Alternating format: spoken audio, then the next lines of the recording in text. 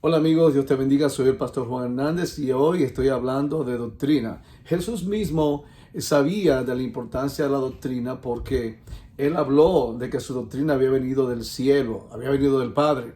Y él no solamente envió a los discípulos a predicar el evangelio, sino que también los envió a ser discípulos a otros. Entonces era necesario adoctrinarlos. Y él sabía que para este tiempo, dice en el libro segunda de Timoteo, que los hombres de los últimos tiempos no sufrirán la sana doctrina. O sea, no van a parecerle bien el hecho de que estemos hablando de estas cosas, la van a rechazar.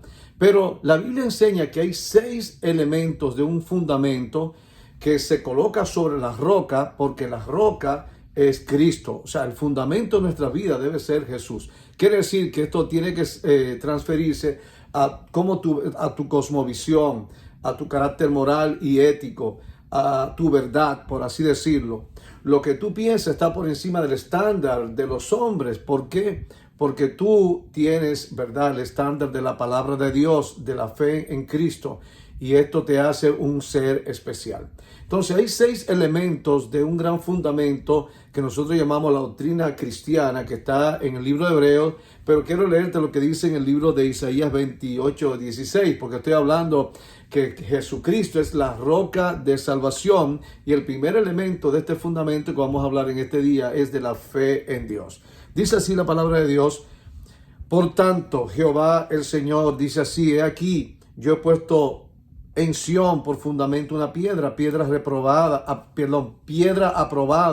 angular, preciosa, de cimiento estable. El que creyere no se apresure.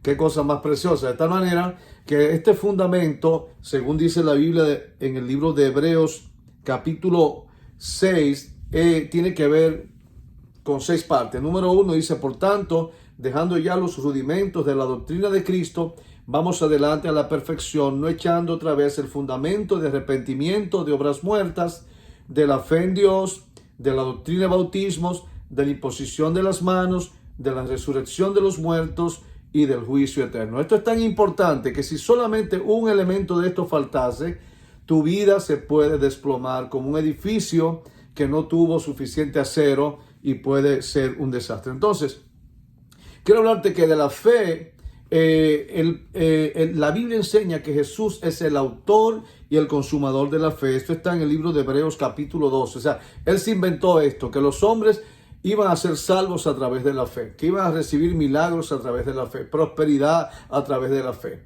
O sea, todo lo que tú quieres de Dios, no hay forma, y el Señor es el autor de esto. En el libro de Hebreos 12:2 dice así: puesto los ojos en Jesús, el autor y consumador de la fe, el cual por el gozo puesto delante de él sufrió la cruz, menospreciando el oprobio, y se sentó a la diestra del trono de Dios.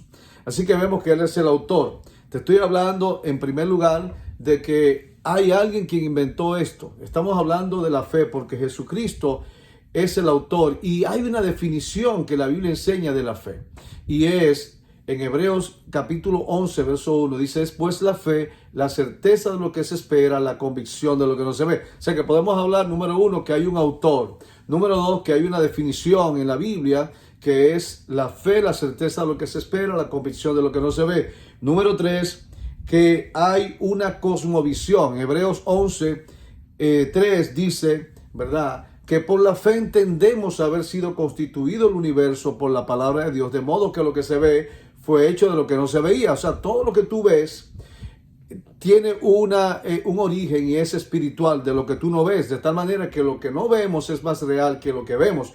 Dios, su reino, los ángeles, y todo esto nosotros podemos verlo y entenderlo por medio de la fe. Así que nos da una cosmovisión, pero también podemos saber cómo obtener fe. La Biblia dice, el punto número 4 es en Romanos capítulo 10, verso 17, dice que la fe es por el oír y el oír por la palabra de Dios. Mientras más tú recibes palabra de Dios en la iglesia, los domingos, en la célula, tu fe se va a ser fuerte, va a crecer tu fe.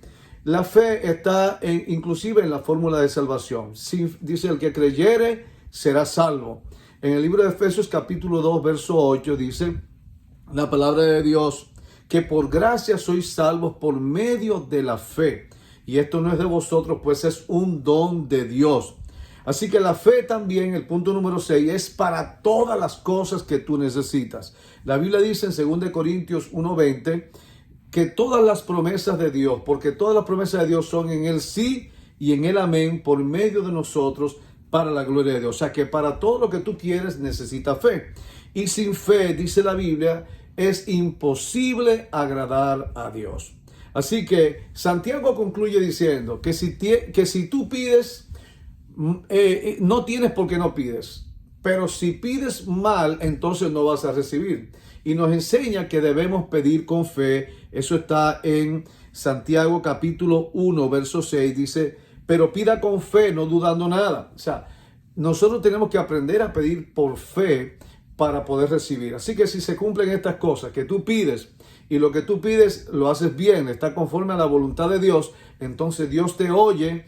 Y dice que si Dios te oye, tú tienes la petición que le hayas hecho. Eso está en el libro de Juan, primera de Juan, capítulo 5, versos 14 y 15. Tal manera que si tú pides algo, está en la voluntad de Dios para tu vida. Y dice la Biblia que entonces ya tú lo tienes. Tú tienes más de lo que tú puedes recibir.